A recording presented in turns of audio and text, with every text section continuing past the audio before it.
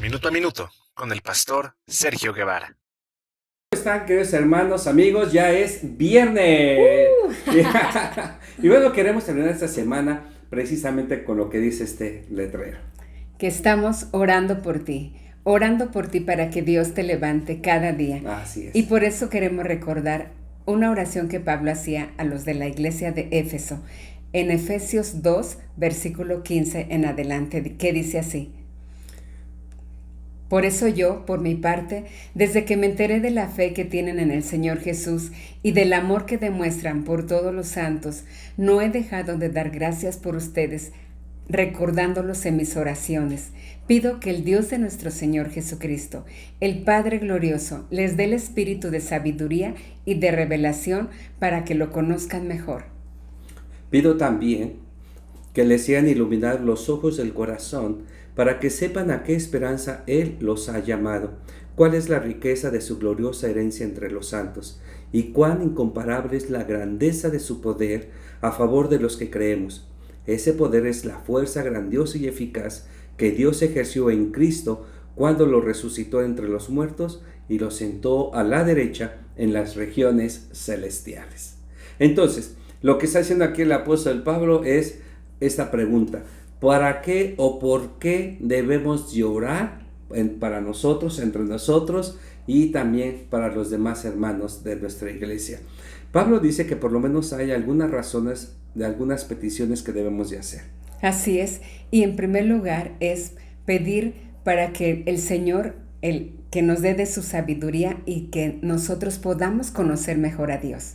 Así es, porque dice el versículo 17, pido que el Dios de nuestro Señor Jesucristo, el Padre glorioso, les dé el espíritu de sabiduría y de revelación para que lo conozcan mejor.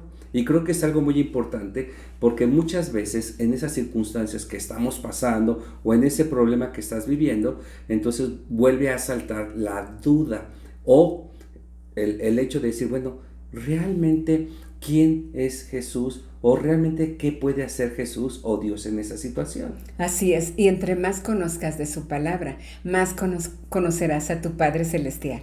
De hecho, para poder ser sabios, dice el proverbista, que el principio de la sabiduría Es el temor a Dios, es reconociendo quién es Él y lo que puede hacer en tu vida en estas circunstancias que tú estás viviendo. Y no solamente eso, porque dice ahí para que lo conozcas mejor. Una de las cosas que a veces se nos olvida es precisamente eso: quién es Jesús o quién es Dios. Yo no sé, pero si tú tienes hermanos y yo tengo 6 hermanos, Sí, ¿verdad? sí, contigo 6 eres y conmigo 7. somos 7. Entonces, si alguno de ustedes viene conmigo y me pregunta, oye Sergio, ¿y cómo era tu papá? Papá ya está con el Señor. Pero si alguien viene y me dice, ¿cómo era tu papá? Entonces yo puedo decirles esto: mira, buena pregunta, ¿cómo era mi papá? Le digo, ¿saben qué? Pues no sé cómo era mi papá. ¿Por qué no le preguntan a mi hermano Carlos, por ejemplo, que es uno de los mayores? Si yo les digo eso, ¿ustedes qué van a pensar? Qué raro, ¿no? Es rarísimo, ¿no? Porque es mi papá. Y si es mi papá, pues lo conozco. Entonces imagínate, eso es incongruente. Entonces, si tú igual no sabes quién es tu papá, pues tienes un grave problema. Por eso dijo Pablo, vamos a pedir sabiduría para que podamos conocerle mucho mejor. Así es, y también nuestra oración es para que Dios ilumine los ojos de tu corazón, para que puedas ver la esperanza. Necesitas tener esperanza en ese tiempo de tribulación, que todos estamos expuestos, ya sea de salud, ya sea de economía, ya sea de relaciones. Necesitamos recordar que nuestra esperanza está firme en el Señor, y por eso queremos decirte que estamos orando por ti, para que Dios abra tu entendimiento. Y cuando abras la Biblia, dile a Dios, Señor, abre mis ojos para conocer las maravillas de tu ley. Abre mi corazón para estar dispuesto a escucharte, para ser educable, para ser enseñable. ¿Y qué crees que Dios va a hacer?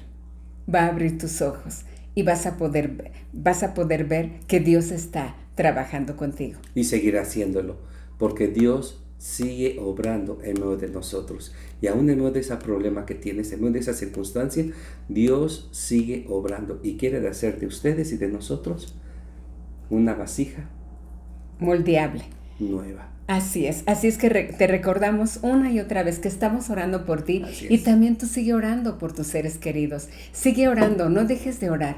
La oración dicen que es el músculo que mueve la mano de Dios. Entonces dicen que el que ora poco Mucho. se preocupa mucho. Así es. El que si tú oras, tu fe, tu confianza está puesta en Dios, no está en ti ni en las circunstancias. Por eso te invitamos a que te arrodilles para que en donde estés, ya sea viajando, en donde te encuentres, inclina tu rostro o aún con tus ojos abiertos, ora de corazón, porque nuevamente Dios está vivo y te escucha en donde quiera que te encuentres. Así es. Así que a orar.